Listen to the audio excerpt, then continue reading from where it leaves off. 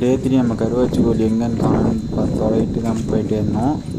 நீ எங்கே பார்த்தாலும் காணோம். அப்புறம் பார்த்தா சின்ன கருவாச்சி கோழி எங்கே மேய்ஞ்சிட்டு இருக்கிறான், பெரிய கருவாச்சி கோழி இங்கே மேய்ஞ்சிட்டு இருக்கிறான். திடீர்னு யாரோ கூப்பிட்ட சவுண்டு கிடச்சி பார்த்தா அம்மா கூப்பிட்டாங்க. என்னம்மான்னு கேட்டால், வாடா கோட்டமணி இவங்களுக்கு பொங்க வச்சுட்டு வரலாம் அப்படின்னு. சரி ஓகேன்னா அம்மாவை கூட்டிகிட்டு வேற பொங்கல்லாம் பொருள் சாமான் எடுத்துக்கிட்டு கிளம்பிட்டோம்.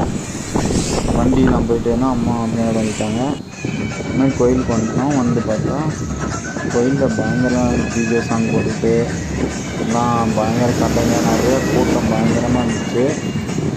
அப்புறம் அம்மாவுக்கு பொங்கல் வைக்கிற இடம்லாம் ரெடி பண்ணி கொடுத்துட்டு நான் வந்து சுற்றி பார்க்குறோமான்னு சொல்லிட்டு சுற்றி பார்க்கலாம் போனோம். அப்புறம் இங்கேயே எல்லாம் கோழியெல்லாம் எடுத்து சுத்தம் பண்ணி பொசுக்கிட்டு இருக்கிறாங்க. பக்கத்தில் நிறையா பேர்லாம் பொங்கல் வச்சுட்டு இருந்தாங்க. இங்கேயே பாருங்கலாம் பொசுக்கி இங்கேயே குழம்பு சாப்பிட்டு ஒருத்தர் வீட்டுக்கு ஒருத்தர் போகிறீங்கன்னு போகிறாங்க. அப்படியே உள்ளே வந்து பார்த்தா கோயில்கிட்ட வெறும் முன்னாடி ரத்தம் தாங்க, வெறும் காலையிலேருந்து எல்லாம் பயங்கர கூட்டம், வெறும் எல்லாம் ரத்தமாக தாங்க இருக்குது.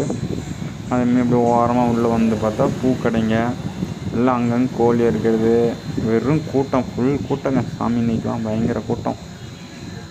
சாமி கும்பிட்டு வெளியே வந்து என்னென்ன கடைங்க இருக்குது, பொம்மை கடை, ஐஸ்கிரீம் கடை, இனிமேட்டு இந்த கப்பு சின்ன சின்ன பிளாஸ்டிக் கப்ஸு, இனிமேட்டு ராட்டினதூரி, இதெல்லாம் நிறையா கடைங்க நிறையா இருந்துச்சுங்க. ஃபுல்லாக அந்த ரோடே டிராஃபிக்காக தான் இருந்துச்சு.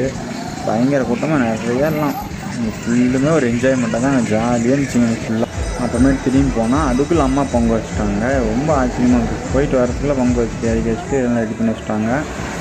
சாமி கும்பிட கோட்டமுனிப்பு சாமிக்கெல்லாம் படைச்சி தேங்காய் பழம் உடச்சிட்டு கோட்டமுனிப்பு சாமி கும்பிட்டு அப்புறம் நானும் அம்மாவும் எல்லாம் பைய எடுத்துக்கிட்டு கிளம்பி வந்துட்டேங்க.